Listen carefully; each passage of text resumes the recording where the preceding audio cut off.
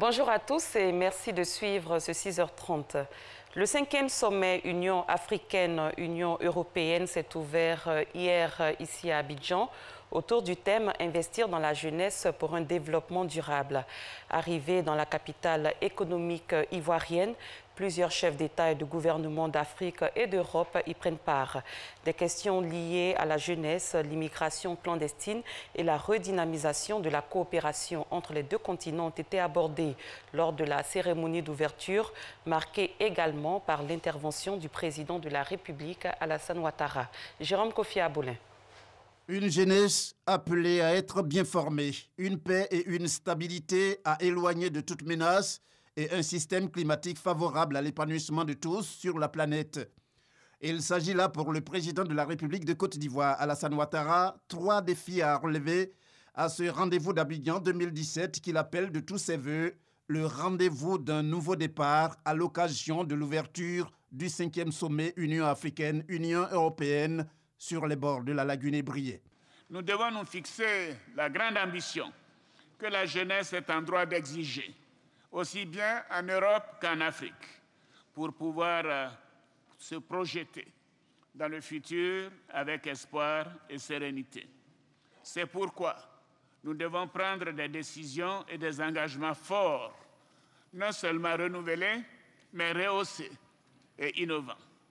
Pour y parvenir, je vous invite à un sursaut en vue de trouver des solutions qui serviront de levier aux changements nécessaires face notamment à 3 défis majeurs. Au premier rang de ces défis, nous avons la jeunesse de la population africaine, dont plus de 60% à moins de 25 ans. Ceci constitue une opportunité, mais aussi un risque si l'on n'offre pas à cette jeunesse la formation, les emplois et les espoirs auxquels elle aspire légitimement.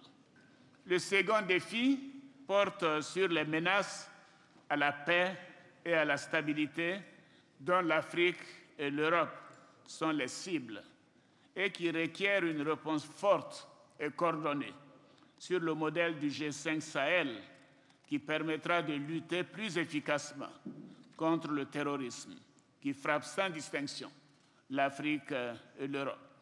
En troisième lieu, je voudrais mentionner le changement climatique, qui est sans doute l'un des plus porteurs de danger pour les générations futures. Nous devons tous, pays du Nord et du Sud, respecter nos engagements pris en 2015 à Paris, lors de la COP21, afin d'inverser la tendance actuelle du réchauffement climatique et ses conséquences désastreuses pour les pays du Sud. Tous ces défis constituent des enjeux majeurs pour le continent africain, mais également pour l'Europe, auxquels il nous faut impérativement trouver des réponses audacieuses, innovantes et durables. Même son de cloche pour le président de la République de Guinée, Alpha Condé, président en exercice de l'Union africaine.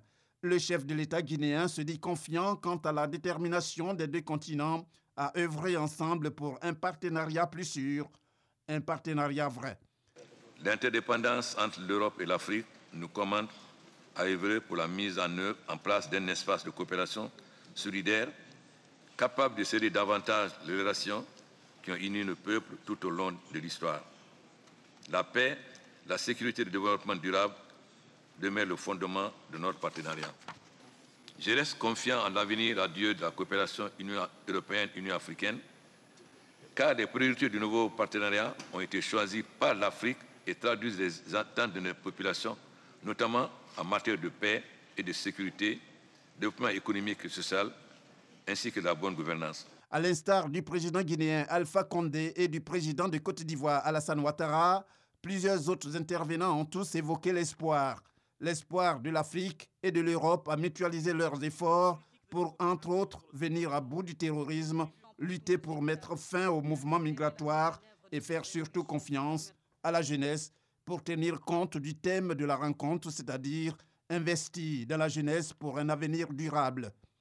La population européenne, vous le savez, vieillit alors que la population africaine se distingue par une évolution démographique tout à fait impressionnante. D'ici la moitié du siècle, plus de la moitié de la croissance démographique globale sera africaine. La population du continent africain aura augmenté de 1,3 milliard d'habitants d'ici 2050 et plus que 50% de la population africaine sera constituée à ce moment-là par les jeunes, d'où l'importance de toutes nos politiques et européennes et africaines et euro-africaines orientées vers les jeunes. Le rendez-vous d'Abidjan se tient sur 2 jours. À compter de ce mercredi, les travaux enregistrent la participation de plusieurs chefs d'État et de gouvernement des 2 continents. En marge du sommet Union africaine-Union européenne, les premières dames d'Afrique ont pris part à un déjeuner débat initié par la première dame ivoirienne, Dominique Ouattara. C'était l'occasion pour les conjoints des chefs d'État africains de débattre de leur rôle et de celui des femmes en général dans l'économie verte. Les travaux du sommet parlementaire Union africaine-Union européenne ont pris fin hier à l'Assemblée nationale.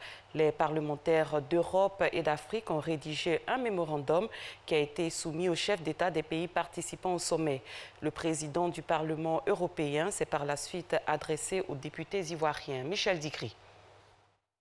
La séance solennelle de ce matin nous montre l'importance de la diplomatie parlementaire et l'enrichissement mutuel qui naît du partage des expériences entre élus. Votre parole a donc du poids.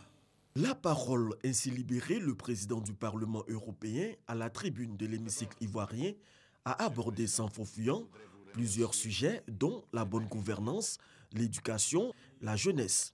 Antonio Tajani s'est aussi prononcé sur le sujet qui fâche, à savoir la vente des migrants en transit en Libye.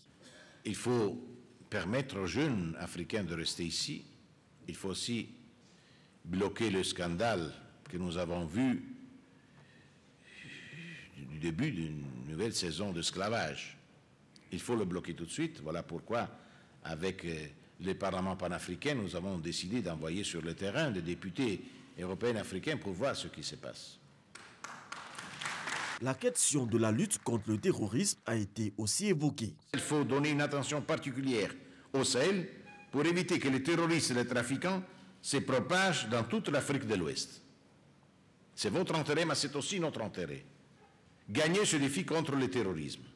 Ce ne sera pas facile. Ce ne sera pas facile. Mais il faut le faire. Et si nous travaillons la main dans la main contre le terrorisme, nous gagnerons. À la fin de la séance solennelle, le réseau des parlementaires ivoiriens pour la migration, les réfugiés et les apatrides a produit une déclaration pour condamner la situation des migrants en Libye. Je précise que ces travaux du sommet parlementaire Union africaine-Union européenne ont pris fin mardi à l'Assemblée nationale. Quelques instants avant l'ouverture du sommet Union africaine-Union européenne, les jeunes de l'initiative Youth UEUA se sont donné rendez-vous au casino du Sofitel Hôtel Ivoire. Ils entendaient soumettre au chef d'État un agenda pour impulser des actions concrètes en leur faveur. Alexis Ouetraogo. Les jeunes au cœur du 5e sommet Union européenne-Union africaine. Ce mercredi, avant l'ouverture officielle de la rencontre, plusieurs d'entre eux en provenance des 2 continents et réunis au sein d'une initiative jeunesse se sont retrouvés au casino de l'Hôtel Ivoire. Non pas pour les jeux, mais pour présenter un agenda adressé à la jeunesse. Il doit être montré au chef d'État. C'est une opportunité qui nous était aussi pour à présenter notre recommandation, notre contribution. L'agenda touche 6 secteurs que sont l'éducation, l'entrepreneuriat emploi, la gouvernance, la participation politique des jeunes, les arts, l'environnement et les questions de paix et sécurité. Cette rencontre permet en réalité aux jeunes de pouvoir, de façon informelle, poser leurs problèmes qui seront débattus par les chefs d'État lors de leurs différents huis clos. Donc nous sommes heureux que cette opportunité leur soit offerte. Pour le parrain de l'initiative, Didier Drogba, l'éducation et la valorisation des compétences restent les clés d'une jeunesse forte. Le message il est très clair, c'est que sans l'éducation, on ne peut pas arriver à quoi que ce soit. Je pense que l'éducation, c'est une arme très importante qui vous permet d'affronter les différentes étapes, les différentes épreuves de la vie. Ça en prend tout son sens aujourd'hui lorsqu'on voit tous ces jeunes qui sont réunis là à réfléchir à leur avenir, à notre avenir. Didier Drogba a par ailleurs invité les chefs d'État à prendre leurs responsabilités face au problème de l'immigration. Le sujet de l'immigration restera l'un des sujets forts de ce sommet. Dans le domaine des transports, c'est aujourd'hui que vont être lancés les travaux de construction de la ligne 1 du métro d'Abidjan.